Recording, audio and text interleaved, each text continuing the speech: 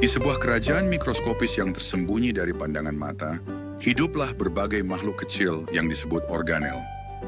Kerajaan ini dipimpin oleh Raja Nukleus yang bijaksana, yang mengatur segala urusan dari istananya yang megah dan berbentuk bulat. Setiap hari, Raja Nukleus memerintahkan mitokondria, sang juru masak, untuk menyiapkan makanan istimewa berupa adenosin trifosfat, sumber energi vital bagi seluruh warga kerajaan. Mitokondria dengan sigap melaksanakan tugasnya, mengambil bahan-bahan yang diperlukan dari gudang penyimpanan yang dijaga ketat oleh vakuola.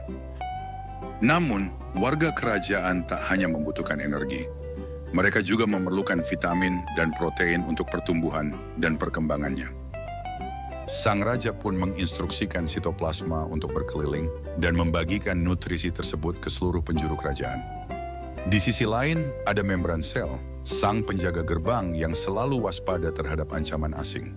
Meski protektif, membran sel kadang-kadang bertingkah lucu saat mencoba menghalau virus yang menyamar sebagai nutrisi. Berkat kerjasama yang solid dan semangat kebersamaan, kerajaan mikroskopis ini selalu berjalan sempurna. Begitulah kisah indah kehidupan di dalam kerajaan mikroskopis yang penuh warna dan keajaiban. Selamat datang di kelas Guru Ratna. Di dalam tubuh setiap makhluk hidup, terdapat dunia yang sangat kecil dan tak dapat dilihat dengan mata biasa. Karena itu, mari berpetualang menjelajahi keajaiban dunia tersebut yang disebut dengan dunia mikroskopis, dan bersiaplah untuk menemukan rahasia yang menakjubkan dan memahami ilmu pengetahuan yang lebih dalam dan detail.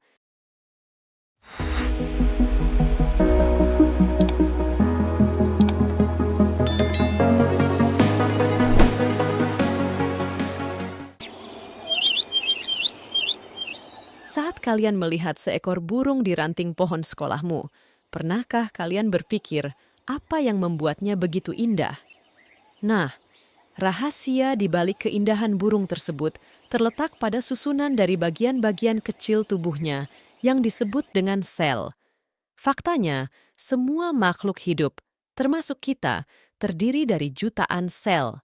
Setiap sel ini seperti bangunan mini di dalam tubuh kita yang memiliki peran dan fungsinya masing-masing. Dengan demikian, dapat disimpulkan bahwa sel merupakan unit dasar kehidupan dan sebagai penyusun tubuh makhluk hidup. Ukuran sel sangat kecil sehingga tidak dapat terlihat dengan mata telanjang, namun hal ini tidak menghalangi para ilmuwan untuk menelitinya.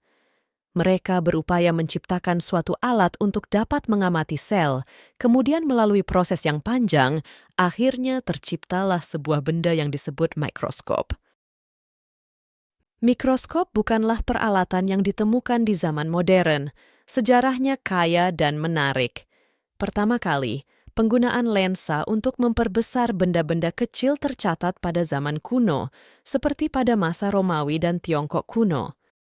Namun, perkembangannya dimulai pada abad ke-17, ketika seorang ilmuwan bernama Robert Hooke mulai menggunakan lensa mikroskopis untuk memeriksa struktur benda-benda kecil pada tahun 1663.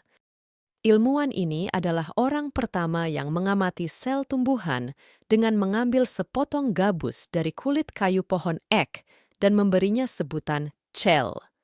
Kemudian pada tahun 1674, seorang ilmuwan asal Belanda bernama Antonie van Leeuwenhoek menciptakan sebuah alat optik yang lebih sempurna dan diberi nama mikroskop. Tidak berhenti sampai di situ. Pada tahun 1930-an, dengan menggunakan teknologi yang lebih modern, peralatan mikroskop lebih disempurnakan lagi dan terciptalah mikroskop elektron. Melalui peralatan ini, para ilmuwan mampu mengamati struktur sel dan komponen sel dengan resolusi yang lebih tinggi dibanding mikroskop cahaya konvensional. Mikroskop ini menggunakan aliran elektron untuk membentuk gambar yang memungkinkan pengamatan struktur dalam skala nanometer. Saat kalian mengamati sebuah sel di bawah mikroskop, kalian akan terpesona dengan keberagaman organel-organel yang mengisi sel tersebut. Sama seperti organ-organ dalam tubuh manusia, setiap organel memiliki perannya sendiri dalam menjaga kelangsungan hidup sel. Sekalipun sangat kecil, tetapi sel bukanlah merupakan unit terkecil dari struktur penyusun tubuh makhluk hidup. Sel memiliki bagian-bagian pembentuk sel, dan bagian-bagian itu disebut organel. Organel-organel pada sel hewan dan tumbuhan memiliki beberapa perbedaan.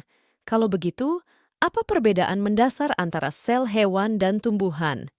Mari kita jelajahi lebih dalam pada subbab ini untuk mengungkap misterinya.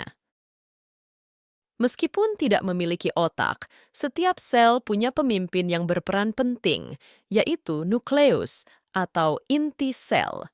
Seperti kepala sekolah yang bijaksana, nukleus mengatur dan mengawasi segala aktivitas dalam sel, memastikan semuanya berjalan dengan tertib dan efisien. Sel membran adalah penjaga pintu gerbang bagi sel hewan dan tumbuhan, mengatur dengan cermat apa yang boleh masuk dan keluar. Seperti penjaga pintu sekolah, sel membran memastikan hanya bahan-bahan penting, seperti makanan, air, oksigen, dan limbah metabolisme yang dapat melewatinya dan menjaga sel agar tetap aman. Dinding sel ibarat baju zirah yang kokoh bagi sel-sel tumbuhan, memberikan perlindungan dan struktur yang kuat. Seperti pagar sekolah yang kokoh, dinding sel ini memberikan batas yang jelas dan menjaga tumbuhan agar tetap tegak dan terlindungi dari lingkungan sekitarnya. Mitokondria merupakan mesin kecil di dalam sel yang bertugas untuk menghasilkan energi yang dibutuhkan oleh sel. Mitokondria mampu mengubah makanan menjadi adenosin trifosfat, sumber utama energi sel. Mitokondria tak pernah berhenti bekerja untuk menyediakan tenaga bagi sel dan tubuh secara keseluruhan. Vakuola adalah gudang penyimpanan air, makanan, dan sisa-sisa hasil metabolisme dalam sel tumbuhan. Vakuola di dalam sel tumbuhan jauh lebih besar dibandingkan sel hewan karena berfungsi untuk menyimpan hasil fotosintesis. Vakuola mirip dengan lemari besar di rumah kita yang penuh dengan semua barang yang diperlukan untuk kebutuhan sehari-hari. Sitoplasma adalah cairan yang mengisi setiap bagian dalam sel, di mana semua proses kimia terjadi. Cairan yang mirip dengan agar-agar ini memberi sel kehidupan dan ruang untuk semua aktivitasnya.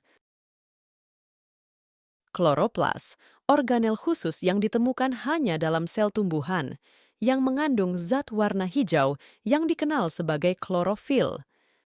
Dengan adanya klorofil, maka kloroplas berperan dalam proses fotosintesis yang menghasilkan makanan berupa glukosa. Manusia, hewan, dan tumbuhan terdiri dari banyak sel yang dikenal sebagai organisme multiseluler. Sebaliknya, bakteri hanya terdiri dari satu sel. Organisme seperti bakteri disebut uniseluler karena hanya membutuhkan satu sel untuk menjalankan seluruh fungsi hidupnya. Saat melakukan proses fotosintesis, tumbuhan membutuhkan air yang diperoleh dari akarnya. Spesialisasi sel akar rambut memungkinkan tumbuhan menyerap air dan nutrisi dari tanah lebih efisien karena area permukaan akar membesar. Stomata adalah pori-pori kecil pada permukaan daun dan batang tumbuhan yang berfungsi sebagai area masuknya karbon dioksida atau CO2 untuk fotosintesis dan melepaskan oksigen atau O2 sebagai produk sampingan. Selain itu, stomata juga membantu mengatur penguapan air melalui proses yang disebut transpirasi, yang membantu menjaga keseimbangan air dalam tumbuhan. Sel darah merah adalah jenis sel yang berbentuk pipih dan dibentuk untuk mengangkut oksigen dari paru-paru ke seluruh tubuh dan membawa karbon dioksida kembali ke paru-paru untuk diekskresikan. Eritrosit tidak memiliki inti sel dan sebagian besar diisi dengan hemoglobin, pigmen yang mengikat oksigen. Ini memberikan mereka kemampuan untuk membawa oksigen secara efisien. Neuron adalah unit dasar dari sistem saraf.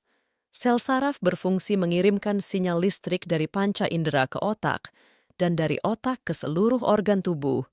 Bentuk neuron yang panjang berasal dari perpanjangan sitoplasma. Sel otot mampu berkontraksi dan mengendur untuk menghasilkan gerak tubuh.